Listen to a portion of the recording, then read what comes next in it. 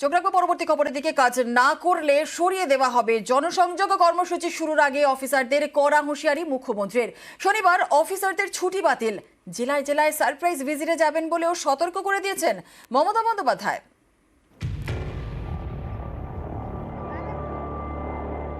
Rough and tough মেজাজ। জেলা শাসক, পুলিশ সুপার, বিভাগীয় সচিবদের সঙ্গে বৈঠকে কড়া বার্তা দিলেন মুখ্যমন্ত্রী। বুধবারের বৈঠকে মমতা বলেন, যাঁরা ভালো কাজ করবেন না তাদের সরিয়ে দেব। নবান্ন সূত্রে খবর, সেকশন 56 যে রুল অনুযায়ী পদক্ষেপ নেওয়া হবে অফিসারদের বিরুদ্ধে। দুয়ারে সরকার প্রকল্পের কাজ নিয়ে ক্ষুব্ধ মুখ্যমন্ত্রী। জল স্বপ্ন প্রকল্পের কাজ নিয়েও মুখ্যমন্ত্রী অসন্তুষ্ট। সূত্রের খবর, অফিসারদের উদ্দেশ্যে কড়া বার্তা দিতে গিয়ে মমতা বন্দ্যোপাধ্যায় এদিন বলেন, পরিষেবা ঠিকঠাক দেওয়া হচ্ছে না, অনেক অভিযোগ আসছে। আমি জেলায় জেলায় সারপ্রাইজ ভিজিট করব, সব জেলায় যাব, জনসংযোগ প্রোগ্রাম শুরু করছি। অফিসারদের শনিবারও কাজ করতে হবে, শনিবার ছুটি বাতিল করা হবে। এর আগে মঙ্গলবারই মমতা বুঝিয়ে দেন, অফিসারদের একাংশের কাজে তিনি খুশি নন। দুয়ারে সরকারে হয়তো গেছে, কাজটা হয়নি। উপরতলাতেও যেমন কিছু একাংশ আছে, নিচুতলাতেও একাংশ আছে, কাজ না করে মানুষকে বারবার করে ঘোরায়। তাই আমরা আবার একটা পাড়ায় পাড়ায় সমাধানের মতো প্রত্যেকটা পোলিং স্টেশন অনুযায়ী আমাদের 3 জন করে অফিসাররা বসবেন। যদি কারো শংসাপত্র নিয়ে কোনো অভিযোগ থাকে, রেশন পাচ্ছেন না, লক্ষ্মীর ভান্ডার, যদি কেউ বঞ্চিত হয়ে থাকে, নাম লেখাবেন। এটার নাম হবে জনসংযোগ প্রোগ্রাম কর্মসূচি। সামনে লোকসভা ভোট, তার আগে মমতার এদিনের কড়া বার্তা অত্যন্ত তাৎপর্যপূর্ণ। পর্যবেক্ষকদের একাংশের মতে, তৃণমূল সরকার চাইছে লোকসভা ভোটের আগে আরো বেশি করে সাধারণ মানুষের কাছে সরকারি প্রকল্পের সুবিধা পৌঁছে দিতে। একবার লোকসভা ভোট ঘোষণা হয়ে গেলে আর পরিষেবা দেওয়া যাবে না, থমকে যাবে উন্নয়নের কাজ। তাই ভোটের আগেই পরিষেবা ঠিকঠাক পৌঁছে দেওয়া নিশ্চিত করতে চাইছে শাসক শিবির, যাতে উন্নয়ন দিয়ে মন জেতা যায়। তাই এদিনের বৈঠকে মমতার এমন কড়া বার্তা। সোমরাজ বন্দ্যোপাধ্যায়, নিউজ 18 বাংলা। রাজনীতির যত ঝাল ঝালদায় আবারও অনাস্থা। এবার দলেরই পুরো প্রধানের অপসারণের দাবিতে শীর্ষ নেতৃত্বের হুইপ অমান্য করে অনাস্থা 5 তৃণমূল কাউন্সিলরের। তাদের সমর্থন জানিয়েছেন 2 কংগ্রেস কাউন্সিলর। এতে নতুন করে তরজা।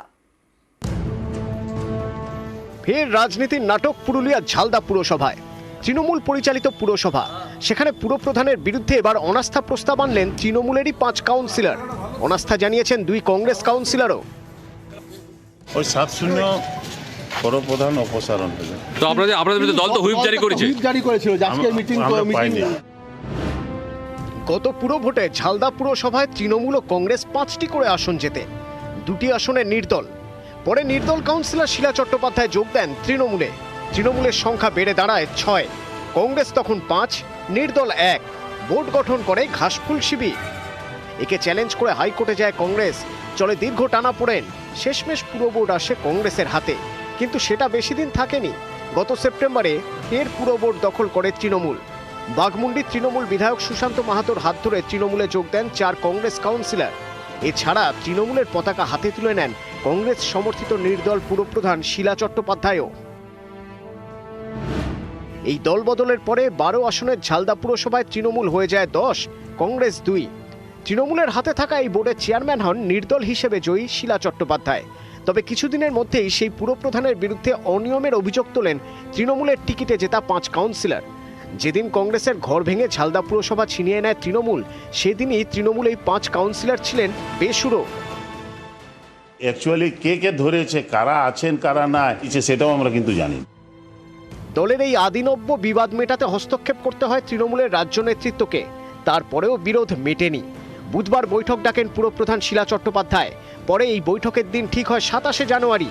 দলীয় কাউন্সিলরদের এই বৈঠকে উপস্থিত না থাকার জন্য হুইপ জারি করেন জেলা তৃণমূল নেতৃত্ব।